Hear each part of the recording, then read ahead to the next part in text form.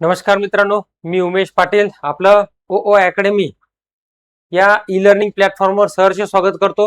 मित्रांनो, आपण विभागीय मर्यादित परीक्षा CDPO अर्थातच महिला बालविकास अधिकारी याची इत्थंभूत अभ्यासक्रमाच्या नंतर मग प्रश्नपत्रिका विश्लेषण हे इथपर्यंत एवढे दिवस आपण बघून आज आपण त्याच्यातले जे पेपर 2 आहे म्हणजेच महाराष्ट्र नागरी सेवा नियम असू द्या किंवा महिला बालविकास खात्याअंतर्गतचे वेगवेगळे नियम ज्यात महिला बालविकास आयोग वगैरे वगैरे आलं तर त्याच्या संदर्भात आपण पेपर 2 हातावर घेतला होता आणि त्याची इत्थंभूत माहिती आपण बघत होतो आणि त्याच्यामध्ये आपण महाराष्ट्र नागरी सेवा नियमांचा एक धावता आढावा घेतला आणि महाराष्ट्र नागरी सेवा नियमामध्ये वर्तणूक नियमाला आपण हात लावला होता आणि त्याचे आपण दररोज एक दोन नियम अगदी सखोलपणे परीक्षेच्या दृष्टिकोनातून त्याच्यावर प्रश्न कसे विचारले जातात या निकालावर आपण अभ्यास करत होतो.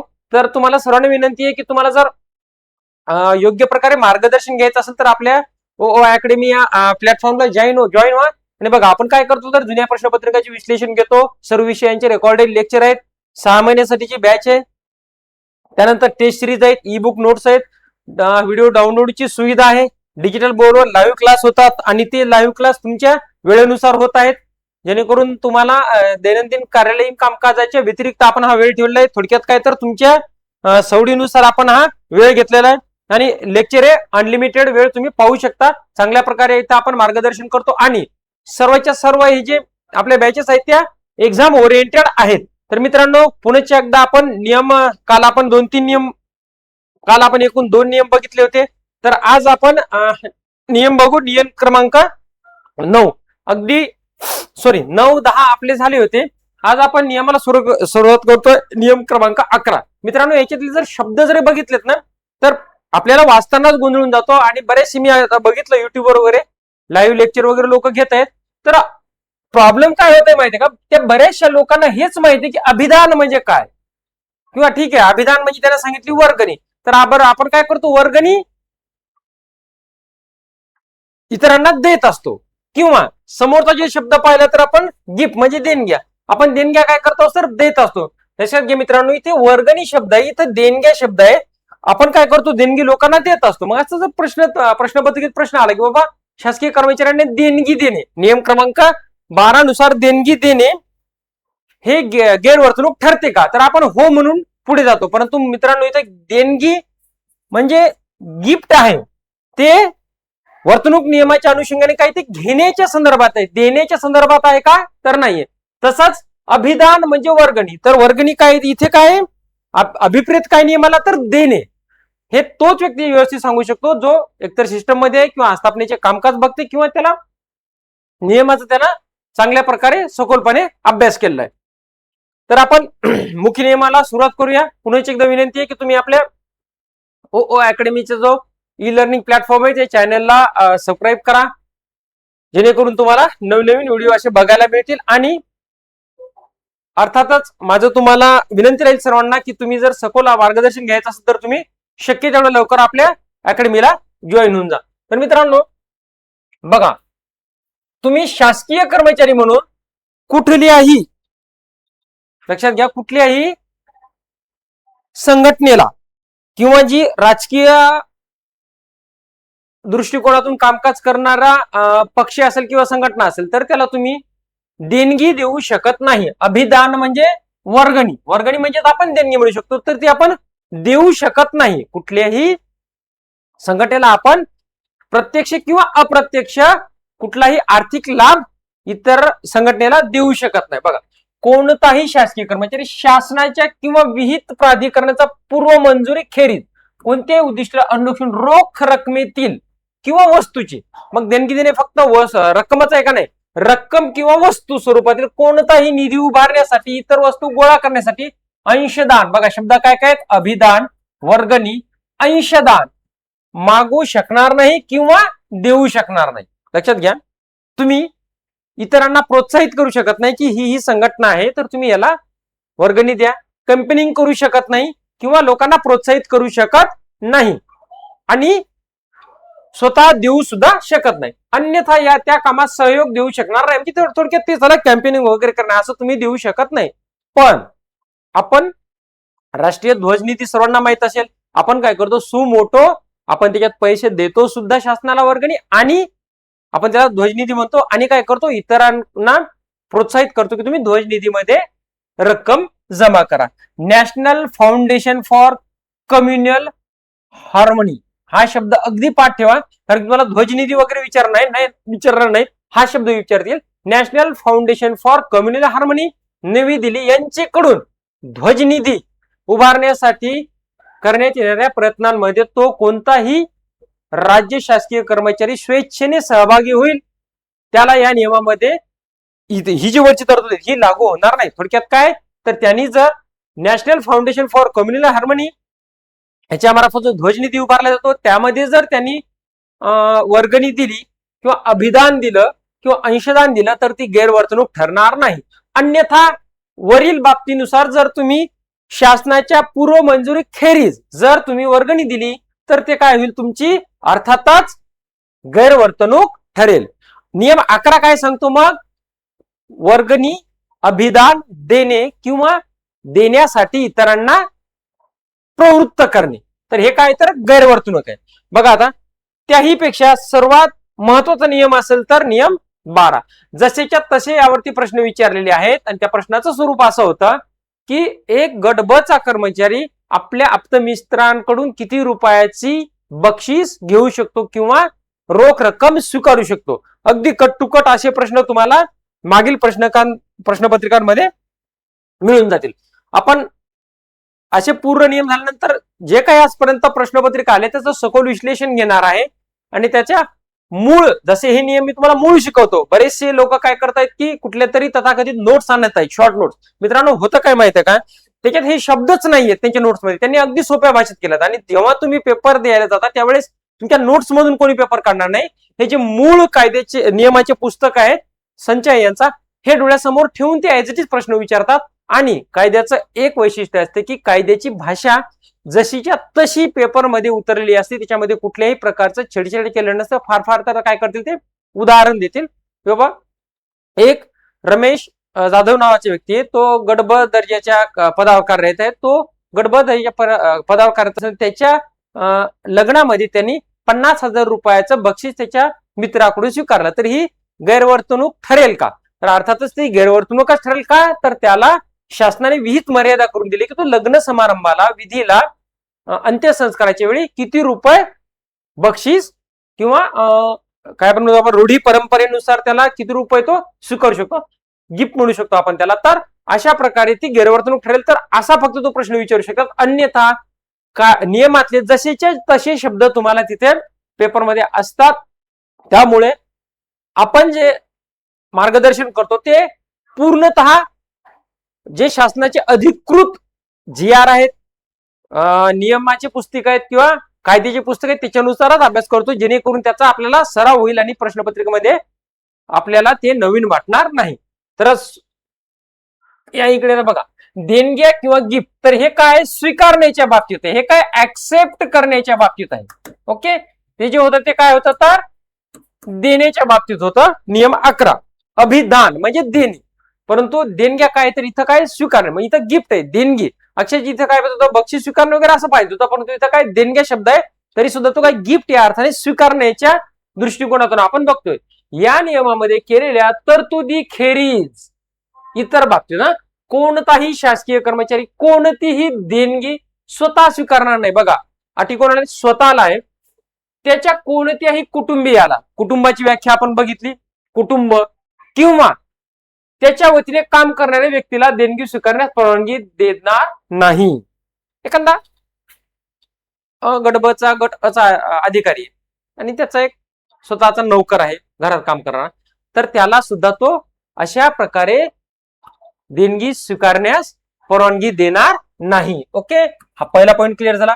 स्पष्टीकरण बघा, देणगी या संज्ञेमध्ये काय येते.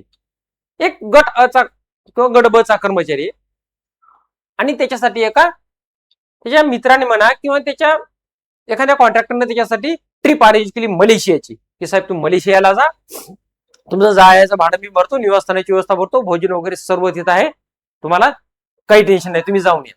लक्षात घ्या, इथे त्याने रोख रक्कम दिली का नाही, त्याने काय केलं, त्याला तिकीट्स काढून दिले, त्यांनी तिथे लॉजिंगची व्यवस्था केली, त्यांनी तिथे जेवण्याची व्यवस्था केली. ही काय असेल तर अर्थातच गैरवर्तणूक असेल. स्पष्ट दिलं बघा, नियमामध्ये तुम्हाला स्पष्ट म्हणून जाईल देणगी या संज्ञेमध्ये. आणि मग आयोग काय आपल्याला विचारणार, देणगी या संज्ञेमध्ये खालील कुठला प्रकार येतो? तर देणगी संज्ञेमध्ये वाहनामध्ये मोफत व्यवस्था येतं का? यस येतं. एखाद्या व्यक्तीची लॉजिंगवर व्यवस्था, एखाद्या व्यक्तीचं 2 वेळचं जेवण, तर हे सर्व देणगीमध्ये येतं. मग काय येत नाही, तर एखाद्या वेळेस तुम्ही पाहुण्याच्या घरी किंवा एखाद्या वेळेस तुम्ही मित्राच्या घरी धार्मिक किंवा कुठल्याही रूढी परंपरेस किंवा असंही त्यानं साधारण जेवण दिलं, परंतु ते प्रासंगिक आहे, एकाच वेळचं आहे, तर त्यांनी तुम्हाला जेवण दिलं तर ही देणगी ठरणार नाही. अशाच वेळी जर तुम्ही प्रासंगिक एखाद्या वेळेस तुम्ही आता चालले गावाकडे चालले आणि तुम्हाला आता वाहनच मिळत नाही किंवा बस स्टँडवर उभे आहे आणि अचानक तुमचा एखादा शासकीय कामकाजाचा त्याला लाभही मिळू शकतो, अशी एक व्यक्ती अशी सहज आली आणि म्हटले, अरे कुठे चालले? अरे बाबा मला थोडं गावी जायचंय पण बस मिळत नाही, आणि त्याच्या गाडीमध्ये तुम्ही बसून गेले, तर अशा वेळी मात्र ते देणगी ठरणार नाही किंवा त्याच्याकडून काही लाभ घेतला असं ठरणार नाही. का? तर हे कायद्यात ते नियमात ते स्पष्ट दिलेलं आहे. ठीक आहे. देणगी या संज्ञेमध्ये शासकीय कर्मचाऱ्याशी कोणत्याही कार्यालयीन व्यवहार न करणारा जवळचा नातेवाईक किंवा खाजगी मित्र, लक्षात घ्या, तो कार्यालयीन व्यवहार करतो का नाही, तो कसा एकतर नातेवाईक किंवा खाजगी मित्र आहे. या व्यतिरिक्त कोणत्याही व्यक्तीने देऊ केलेले विनामूल्य वाहतूक, भोजन, निवास व्यवस्था किंवा इतर सेवा. मग इतर सेवामध्ये काय असते? मोबाईलचं रिचार्ज असू शकते किंवा तुमच्या घरच्यांना मुलांना जायला एखाद्या वेळेस त्यांनी काहीतरी विशिष्ट सेवा दिली असेल किंवा एखाद्या वेळेस तुमच्या मुलांची त्यांनी शैक्षणिक फीस भरली असतील. जे कुठल्या सेवा येतात, कुठलाही लाभ तुम्हाला घेता येत नाही तर सेवेमध्ये मोडू शकतो. किंवा एखादा तुमचा शासकीय कार्यालयीन कर्मचारी एखाद्या डॉक्टरचा भाऊ कॉन्ट्रॅक्टर आहे आणि त्यांना सांगितलं की आपल्या भावाकडे तुम्ही तुमच्या कुटुंबियाला रोज मोफत सेवा घेत जा, तर ती काय ठरेल? चुकीची ठरेल. अन्य कोणताही आर्थिक लाभ यांचा समावेश होतो. स्पष्ट विचारतात परीक्षेत की देणगी या संज्ञेमध्ये कशाचा सहभाग होतो, तर या सर्व याचा देणगी या संज्ञेमध्ये काय होतो? समावेश होतो. बघा आता टिप 1 काय म्हणते, प्रासंगिक भोजन कधीतरी होतं. स्वतःच्या वाहनातून नेणे किंवा इतर सामाजिक कारणा प्रित्यर्थ केलेला पाहुणचार यांना देणगी मानले जाणार नाही. आहे तसा पाठवा प्रासंगिक भोजन किंवा स्वतःच्या वाहनातून नेणे किंवा इतर सामाजिक कारण प्रित्यर्थ, पण कसं आहे ते प्रासंगिक आहे, कधीतरी आहे, तर ही देणगी मानली जाणार नाही. टिप 2 काय म्हणते, शासकीय कर्मचारी त्याच्याशी कार्यालयीन व्यवहार असणाऱ्या, बघा कार्यालयीन व्यवहार असणाऱ्या अशा कोणत्याही व्यक्तीकडून किंवा औद्योगिक किंवा वाणिज्यिक संस्थांकडून, संघटनाकडून किंवा तत्सम महामंडळांकडून मुक्त हस्ताने केलेला पाहुणचार किंवा वारंवार केला जाणारा पाहुणचार स्वीकारण्याचे टाळील. हे लोक कसे आहेत? ज्यांचा व्यवहार कार्यालयीन कामकाजाशी आहेत त्याच्या. मग त्याच्या कोण कोण आहे?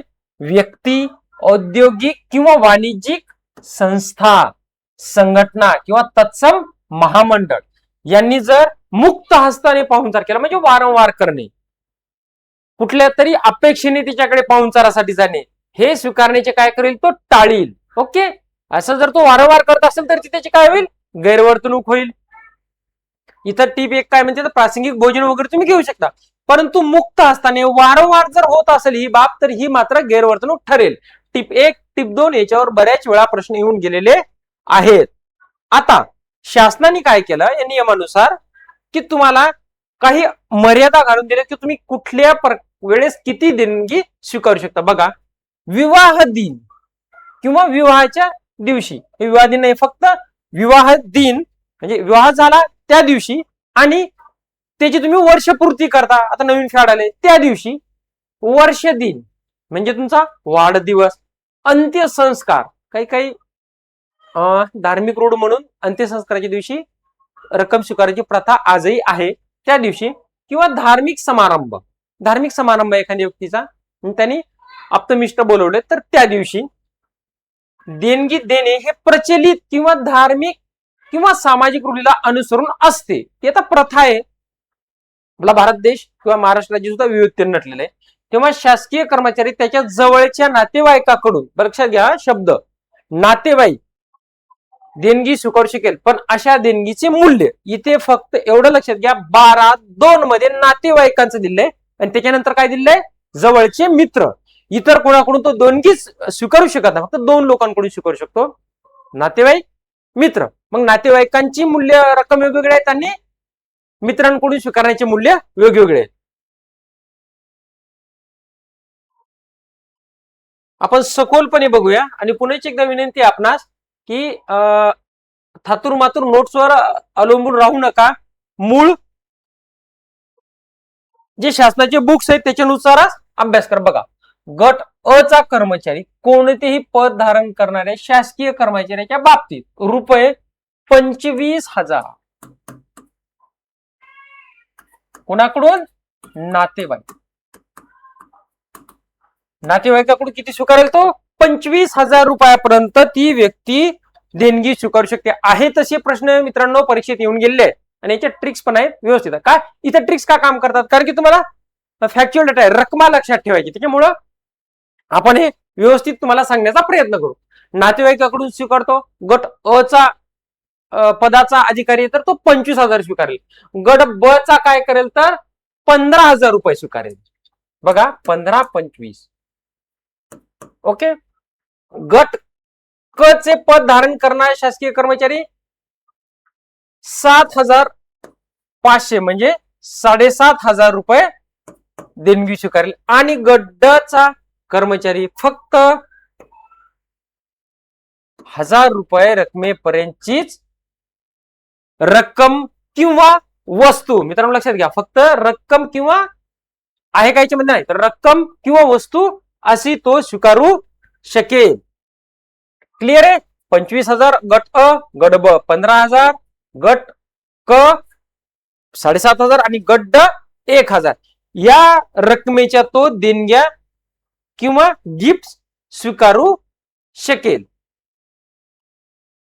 आणि इथे दिले परत मित्र. बघा, पोट नियम 2 म्हणजेच काय, लग्न, वर्ष दिन, अंत्यसंस्कार किंवा धार्मिक कार्य मध्ये निविष्ट केलेल्या अशा प्रसंगी शासकीय कर्मचाऱ्याला त्याच्या शासकीय कामाशी संबंधित नसणाऱ्या त्याच्या खासगी मित्राकडून, बघा मी काय म्हटलं, तुम्ही फक्त 2च लोकांकडून असे गिफ्ट घेऊ शकता. एक नातेवाईक जवळचे, 2 खाजगी मित्र. परंतु जर खाजगी मित्र असेल आणि तो जर आपल्या शासकीय कामकाजाचा भाग म्हणजे त्याचा काही हित संबंध असतील, जसे की आपला एक जवळचा मित्र आहे आणि त्यांनी तुमच्याच कार्यालयातील एखाद्या टेंडर मध्ये त्यांनी सहभाग नोंदवला आहे आणि त्याला ते काम दिलंय, तर अशा वेळी तुम्ही त्याच्याकडून कुठलीही रक्कम स्वीकारू शकत नाही. ठीक आहे. बघा, मिळालेल्या देणग्या स्वीकारता येतील, परंतु अशा कोणत्याही देणगीचे मूल्य पुढे दिलेल्या रकमेपेक्षा अधिक असता कामा नये. गट अ आणि ब दोघांची एकच रक्कम आहे 1,500. बघा किती फुटकळ रक्कम आहे. वास्तविक पाहता गट अ ला नातेवाईकाकडून 25,000, गट ब ला 15,000 रुपये स्वीकारता येतात. पण जर तो मित्र असेल तर तुम्ही 1,500 रुपये स्वीकारू शकता. नातेवाईक असेल तर तुम्ही जास्त रक्कम स्वीकारू शकता. गट क चे पद धारण करण्याला फक्त 1,000 रुपये स्वीकारता येतील. बघा, गट क चा आहे 1,000 आणि गट ड च्या कर्मचाऱ्याला फक्त 500 रुपये एवढी देणगी तुम्हाला स्वीकारता येते. आपण त्याला गिफ्ट म्हणू शकतो. इतरत्र तुम्ही कुठल्याही मोठ्या रकमेची वस्तू किंवा रक्कम तुम्हाला स्वीकारता येणार नाही.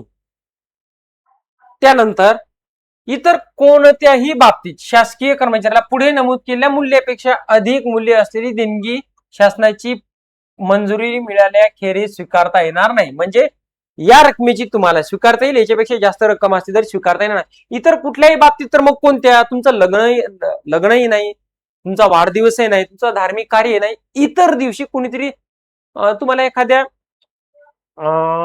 तथाकथित एखाद्या कार्यक्रमात बोलवलं आणि त्यांनी सांगितलं बाबा हे माणूस समाजासाठी किंवा शासकीय कामकाज चांगल्या प्रकारे काम करतो म्हणून आपण याला हे बक्षीसपर एक छोटी रक्कम देऊया. अशा वेळी गट अ ब च्या कुठलंही पद धारण करणे शासकीय कर्मचाऱ्यास फक्त 1,000 रुपयाची देणगी स्वीकारता येईल आणि गट क आणि गट ड च्या कर्मचाऱ्यास फक्त 500 रुपयाची देणगी तुम्हाला स्वीकारता येईल. याच्या व्यतिरिक्त जर तुम्हाला रक्कम स्वीकारायची असेल तर तुम्हाला स्वीकारता येणारच नाही. असं आहे का?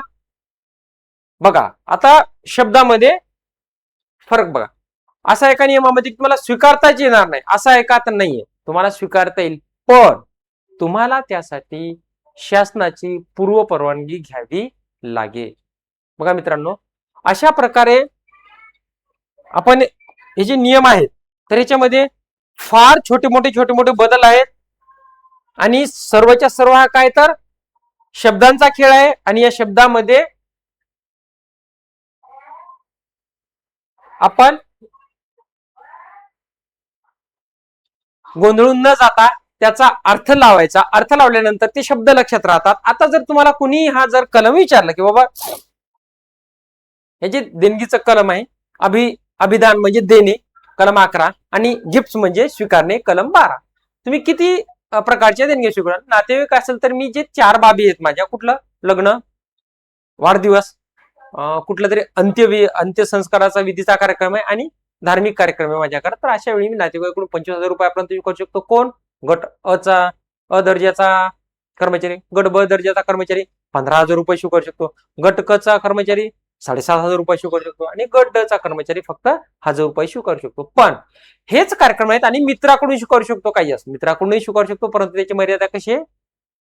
1,500, 1,000, 500 रुपये आणि इतर प्रसंगी तुम्ही 1,000 रुपये आणि 500 रुपये स्वीकारू शकता गट ब आणि गट क ड साठी. मग फक्त कोणाकडून स्वीकारू शकतात तर ती व्यक्ती नातेवाईक असावी जवळची आणि मित्र तोही कुठला? ज्याचा शासकीय कामकाजाशी, माझ्या शासकीय कार्यालयाशी त्याचा काही संबंध नाही. इतर व्यक्तीकडून तुम्ही देणगी स्वीकारूच शकत नाही. आणि असं कुठलीही या रकमेच्या वरची जर देणगी मला स्वीकारायची असेल तर मला पूर्व परवानगी घ्यावी लागेल शासनाची. मित्रांनो, अशा प्रकारे तुम्हाला जर सखोल याचा ज्ञान घ्यायचा असेल किंवा परीक्षेसाठी उत्तमरित्या तयारी करायची असेल, परत सांगतो, नियम आहेत, नियमाच्या बाहेर एकही प्रश्न जाणार नाही, परंतु नियमामध्ये वेगवेगळे प्रश्नाचा जेव्हा तुम्ही उहापोह करता त्यावेळेस तुमचं डोकं चक्रावून जातं. त्याच्यासाठी तुम्हाला कायद्याचा अर्थ समजून घेणे, ते नियम का टाकलेत हे समजून घेणे, स्वैर कर्मचाऱ्याची वागणूक राहणे, वर्तणूक नियम आहेत की वर्तणूक कशी असावी त्याच्यासाठी हे नियम तयार केले गेले. नियम 3 मध्ये स्पष्ट आहे की शासकीय कर्मचाऱ्याने कसं वागावं, बाकी सर्वच्या सर्व नियम याच्यासाठी केले की शासकीय कर्मचाऱ्यांनी कसं वागू नये. असं जर त्याचा एक ओव्हरऑल जर व्ह्यू तुमच्या लक्षात आला तर अभ्यास करायला आणि समजून घ्यायला आणि दैनंदिन शासकीय कामकाजात काम करण्यासाठी तुम्हाला खूप चांगल्या प्रकारे याची मदत होईल. तर पुन्हा एकदा विनंती आहे की जर तुम्हाला हे लेक्चर आवडलं असेल तर प्रथमतः चॅनलला लाईक करा आणि व्हिडिओला लाईक करा, चॅनलला सबस्क्राईब करा, त्यानंतर तात्काळ आपल्या बॅचेसला जॉईन करा, जेणेकरून तुम्हाला चांगल्या प्रकारे याचा अभ्यास करता येईल. ऑनलाईन बॅचेस आहेत, तुम्हाला घर बसल्या बॅचेस करायचे आहेत, यात कुठल्याही नंबरवर एका संपर्क साधा, शक्य तेवढं लवकर बॅच जॉईन करून घ्या आणि आम्ही कुठलेही भूलथापा न देता मूळ कायद्याच्या पुस्तकानुसारच शिकवणार आहोत. त्यानंतर त्याचे वेगवेगळ्या ट्रिक्स देणार आहोत आणि चांगल्या प्रकारच्या नोट्स आणि पेपरचा अनालिसिस सुद्धा घेणार आहोत. वेळ कशी राहील तर तुमच्या सवडीनुसार, कारण की आपण सर्व काय शासकीय कर्मचारी आहेत. व्हिडिओ डाउनलोड करायची व्यवस्था आहे, टेस्ट सिरीज वगैरे सुद्धा घेतो. डिजिटल बोर्डवर जे आता मी शिकवलं त्याच टाईप तुम्हाला मार्गदर्शन करणार आहोत. तर पुण्याची एकदा विनंती आहे, शक्य तेवढं लवकर आपल्या क्लासला तुम्ही जॉईन व्हा. इथेच थांबतो. आपला उमेश पाटील. पुण्याची एकदा उद्या मित्रांनो भेटूया नवीन नियमासह, नियम क्रमांक 13 नुसार. ठीक आहे, धन्यवाद.